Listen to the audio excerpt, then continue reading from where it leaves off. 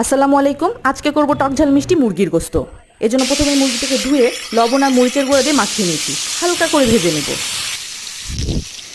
এখানে আলু দেবো কিছুটা, এজন্য আলুটাকেও হালকা করে ভেজে নেব। ভাজা হয়ে গেলে দুটো একসাথে তুলে রাখবো। মরিচ পেঁয়াজ ভাজতে দিয়ে দিয়েছি। আজকে আমি তরকারিতে হলুদ ইউজ করব না, কিছুটা রোস্টের মতো কালার রাখবো।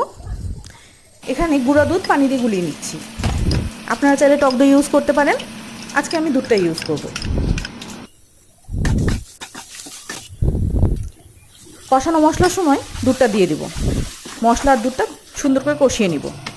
কষানো হয়ে আসলে আলু আর গোস্তটাও দিয়ে দিব।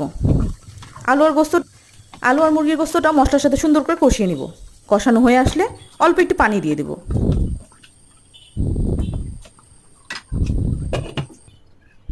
এই তো ঝোলটা গাঢ় হয়ে আসলে অল্প একটু চিনি আর লেবুর রস ছিটিয়ে দেব।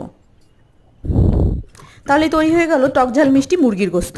এটা আপনারা যে কোনো কিছুর সাথে খেতে পারেন, ভাত, পোলাও, রুটি কিংবা পরোটার সাথে।